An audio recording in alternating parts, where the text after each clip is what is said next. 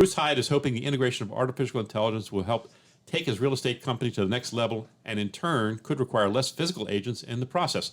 This is Las Vegas Real Estate Now with local real estate expert Harvey Blankfeld.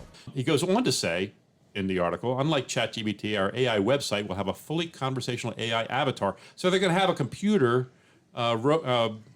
avatar talking to their clients. The avatar's name is Luxura. What an interesting name to name your avatar. It sounds a little like it's from Vegas. It does, doesn't it? And she will engage conversation with you as you ask questions about Las Vegas real estate. She can also handle very complex compound search requests. If you say to her, for example, show me Summerlin homes in the Summerlin Ridges with 4 bedrooms and an office, 3.5 bedrooms, 4-car garage, a kitchen with a wool stove and ceiling height greater than 25 feet or higher, she'll find the home for you, apparently. Mm-hmm. Not that you couldn't do that yourself, right. But anyway, okay, let her do that. People assume AI is like that, and we can speak how it will affect other industries. But as far as real estate agents go, AI is more of an advisor, and this is where I agree. It will never be a licensed agent. Where's one of the problems right there? We have to carry a license to do this, right? And as realtors, we have to follow a code of ethics as well. One of the things that Maria said this morning was, we got to watch what AI says. Right. Sometimes it's not right. No. And as a matter of fact, it's illegal sometimes. Right. Against your license laws, yeah. Yeah. And so there will always be a need for humans to do some of the work. And then another gentleman was quoted. He says he uses AI to help him write marketing materials and descriptions for homes, which that's the smartest one right there. That's the way to use it, I think. And your searches, because you can ask it for data and it'll go in and MLS already kind of does that now. They do. Yeah. They do. Aya Shada is an assistant professor at UNLV's Journalism and Media Studies. She's been studying AI's integration in the media landscape and overall workforce for ethical issues arising from the technology. And so she's been talking about it. She says it feels like actually changing for the better, but it will never replace humans. She goes on to say that. Rick, look, we talked about this a little before the break about the evolution of buyer's agency and all that stuff. But going back in time, when a listing meant it was on a list. Right. We take a listing, quote unquote.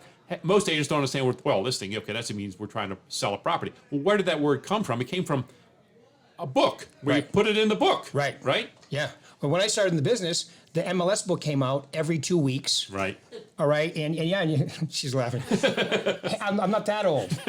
And my kids think I started selling on horseback. And that's not true. So, I remember because it was a really important day. It was on Wednesdays at my office, and someone had to agree to be there. Oh. Because they left them outside like newspapers, in the. Oh, sure. So you had to be there because people would take them. Oh. Yeah. Oh, my. So somebody had to be there. So I used to be there, and then you'd cut them open, and now you have your MLS book for 2 weeks. Okay. And this reminds me a lot of then, I always jokingly say, when Al Gore invented the internet.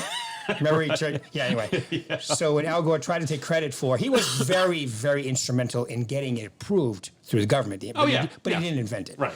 But so the internet comes along, and here's what they told us. I'd been selling real estate for almost 10 years now, 1985 to 1995, 94. Right. And they said, I hope you like your job because in 3 years you'll be unnecessary. Yeah, because of the internet. Because you can go on the internet and obviously that didn't happen. All this is wonderful, but it's missing the key ingredient. Right. Emotion. It has no emotion. It only looks at black and white figures and people like the human touch. You want to go out and look at a house and have a professional like you say, you know what, this is good, that's not good. The AI it can only give you the factual, it can't give you all the other stuff the human touch is missing in AI, which is great for us, which makes us necessary, I think. Yeah, a quick story. I just had a client who's moving here from out of state, and he has a couple of dogs, big dogs, and he was thinking about moving to a neighborhood in Summerlin. I know in this neighborhood, and I actually help people move out of this neighborhood because their dogs were getting fined because of their dog's behavior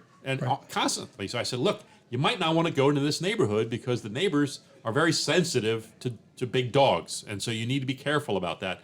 And he appreciated that knowledge, that not local specific knowledge about communities is so important right now. And that's the thing that maybe sets us apart from AI. AI has no idea about dogs. Right.